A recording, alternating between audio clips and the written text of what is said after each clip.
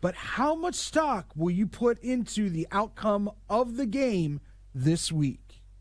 Bill?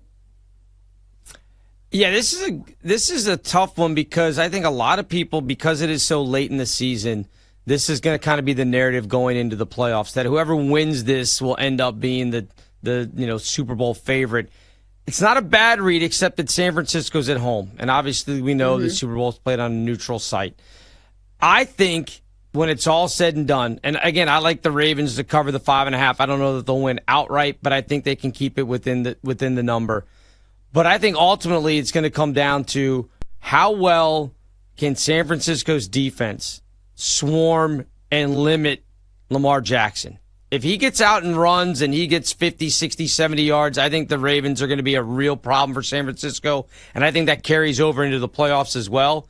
But if the 49ers have a game plan that can bottle him up, that's going to be the narrative. If they keep Lamar Jackson in check, don't let him get out of the pocket, don't let him do things with his legs, then I think that's the storyline that will go through in the playoffs is, okay, Baltimore may be the better team as far as in the AFC, but when they get to the title game, San Francisco has figured out how to keep Lamar bottled up. That's what I'm looking for this weekend.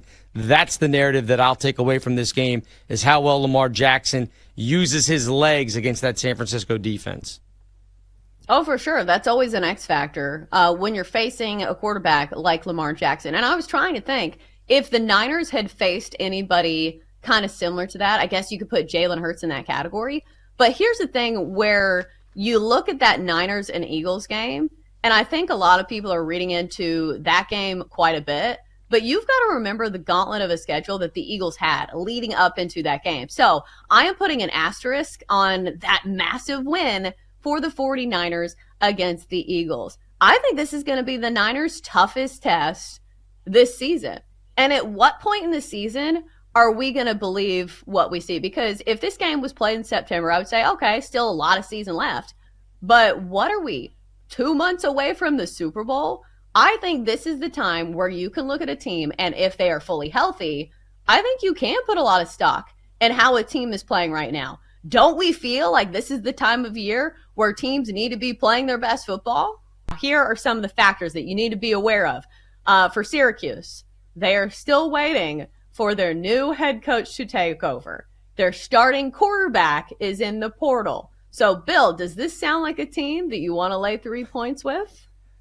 No, especially when, I guess South Florida is kind of the de facto home team because this is being played in Boca Raton. I'm surprised it's an 8 p.m. kickoff. That seems kind of late for that early bird crowd. Usually they would want to, maybe some of the older people might want that kickoff moved back a little bit so they can actually go to the game. But, yeah, I don't know. I don't trust Syracuse at all. I remember early in the year they had, I want to say maybe Clemson coming to town. Mm-hmm. And we were all looking at it and being like, Syracuse has been feisty. They're 4-0. They hadn't really played anybody. And I think it was Clemson that went in there and absolutely destroyed them.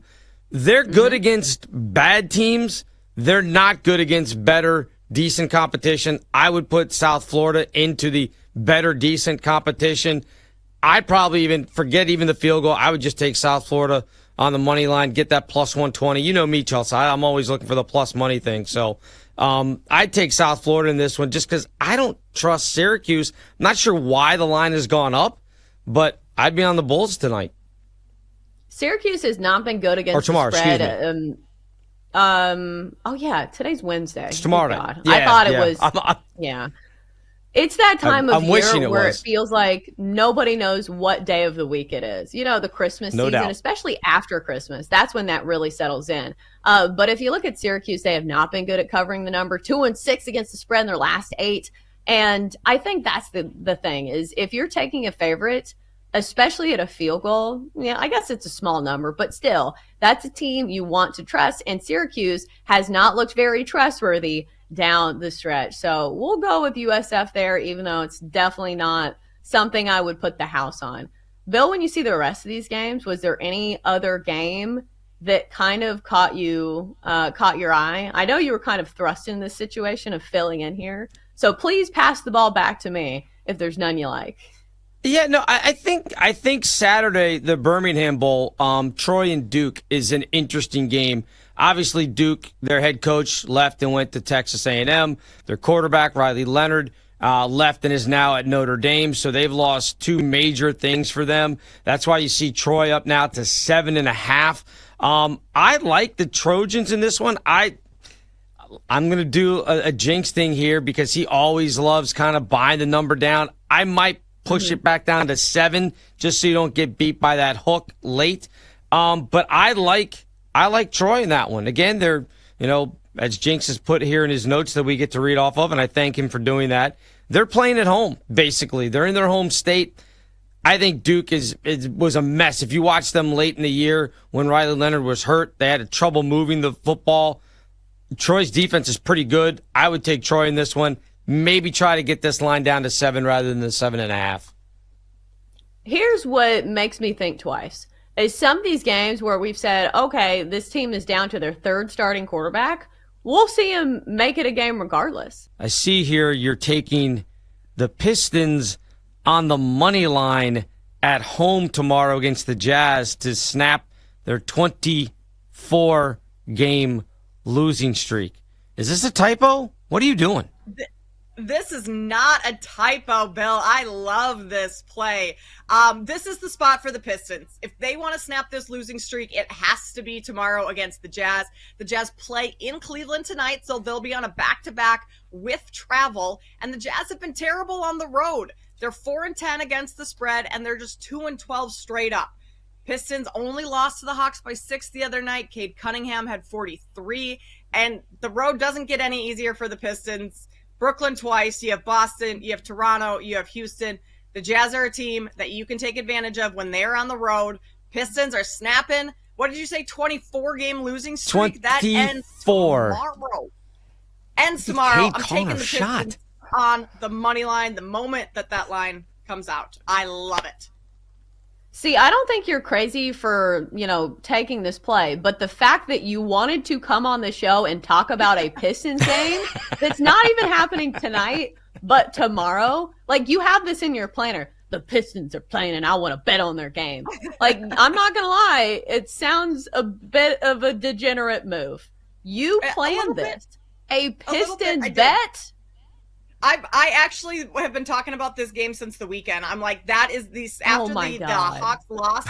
I looked at their schedule to see like how much longer is this losing streak going to go on, and the Jazz just popped up there. The Jazz on the road. I know a lot of their road losses were without Lauri Markkanen, and he's now back, so maybe that throws things a little wrench in things. But this streak has to stop at some point.